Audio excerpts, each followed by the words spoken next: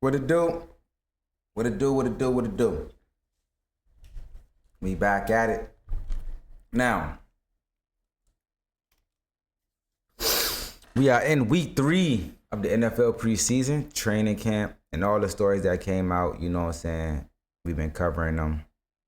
You had Cam Ward recently getting into one of his defensive linemen.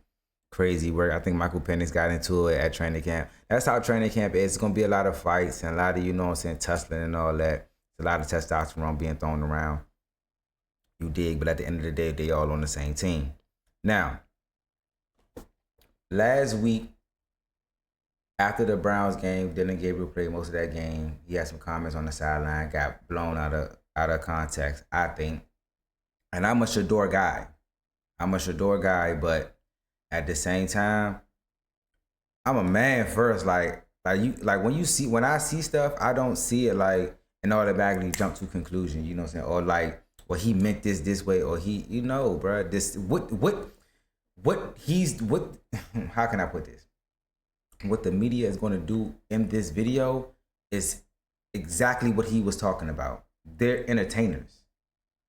They're drama fested. Like they are like, how can I don't even know the words to say, like, but they're trying to itch and claw at a story so bad that it's not like you're doing journalistic work. It's more so like you want the drama and you're trying to create a narrative for the entertainment of it. So that's what he meant by they are entertainers and competitors. That we all may never play on the same team again. And that's just the truth behind it. So I did everything in my power, you know, to get out there and be ready for this week, you know, one last time with this group. So you could tell already he might have thoughts in the back of his mind like, I might not be here.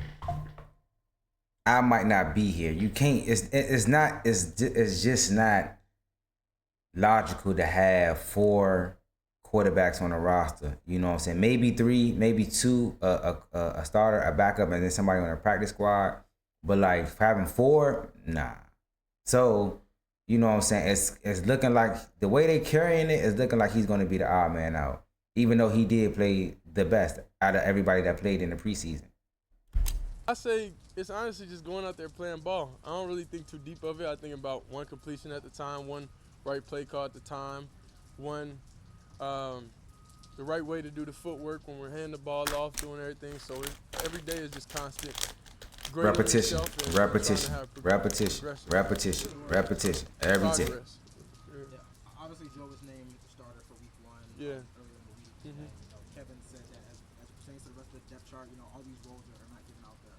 Just, what is your kind of mentality? What's your mindset as you end the season knowing that, like, hey, like you're going to be a backup, but, you still have to be prepared? Yeah, I would say I'm thankful that Huntley here. I would say because he gave me a perspective of quarterback that I feel like I needed, I feel like him being here overall, dang. Right, what is you doing? He noticed some good stuff, but nah, the fact that Huntley here, he able to, I feel like God sent him here for a reason, honestly, just to talk and, to be like a guy, be like a mentor, towards me, and his career also, but being in that backup role, he faced that also, in his career, and he just gave me the mentality on what I need to do and how I need to stay on top of everything, just helping me out throughout everything. What were some? I would say I learned life in a different perspective, and that's why I come here. I'm happy. I always got good energy, cause I'm blessed to come out here every day, regardless of the situation, regardless of anything. I know my time, whenever that is, I'll be ready for it, and I'm going to embrace that. But in due time, I got many things I need to fix, many things I need to work on, and I'm not oblivious to that. So all I look at it as I'm getting more time to cook. I'm getting more time to warm up. That's all it is. When you get that, when he get into that right situation where they actually give him a legitimate chance, he's gonna shine, bro. It's inevitable. It's just that he had to go through this process because of whatever he said during the combine. That's all this is. That's all this is. I guarantee you, man. I guarantee you. I guarantee you. Because there was a lot of people what he said at the combine, it rubbed not players, maybe not fans, but not maybe all coaches, but some coaches, but a lot of owners, it rubbed the wrong way. For whatever reason, the ownership, it rubbed owners the wrong way. After that, in that preseason game last week, Dillion was interviewed. Pay attention. Pay attention. And he talked about the difference between entertainers and competitors. He called himself a competitor. Some people construed that as a shot at you. How did you take that? Honestly, I don't even think about nothing. I don't think about anything. If it's not words or anything, at this point, it can't do anything to me. I know, the God put the ability and the power within me to not even think about nobody else's comments, not care. It is what it is. I spoke with him. He said, nah, bro, that wasn't. He said, that wasn't. He told me on the plane. He came up. He was like, nah, bro, that wasn't at you. I see how they trying to spin. I'm like, oh, all right. I'm not tripping. But it's like, if you locked in, you're not even thinking about, you know what I'm saying, it being directed at me. Even when I first heard it, and then before he even cleared it up, I was like, I already knew he was talking about the media. This is why I knew he was talking about the media. For the simple fact that he said, you guys, then he ended it with my teammates. Me and my teammates are competitors, you guys. Or whatever it was. Nobody's words or anything affects me, So, yeah. So did you believe him when he told you? Was it on you? Did I believe him? Yeah. I mean, I feel like you're trying to start stuff now. No. This is what he mean. That's what he mean by there's entertainers and there's competitors. That's a competitor that's standing up there. That's an entertainer that's asking him questions because he needs the drama and the entertainment of it so that, this draws out and it gets out to the public. Y'all alone, this Shedeur Sanders, we going to go ahead and watch because we want to, and it's a quarterback battle. You feel what I'm saying? I've been following all the quarterback battles and the youngins that came out of the draft and quarterbacks that need to be proven. But other than that, like, did you believe him? Like, that's your next question. Like, did you believe him?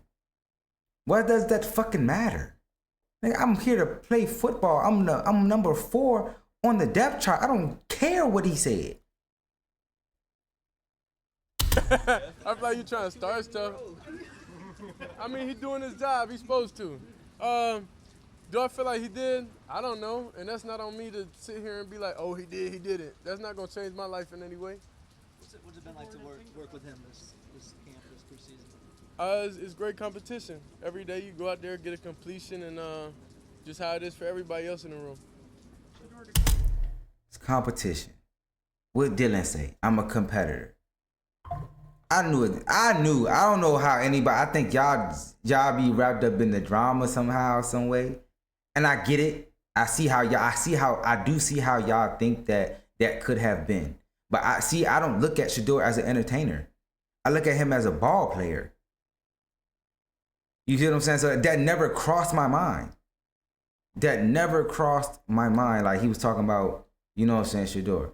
That's what I'm saying. Like I look at him as a ball player, bro. You know what I'm saying? Like even if I'm him, like I want you to look at me as a ball player, bro. I'm not no entertainer. I'm not no influencer. I'm not none of that. I'm a quarterback. That's what I am. This is what I do. You feel what I'm saying? If I'm Shedeur Sanders.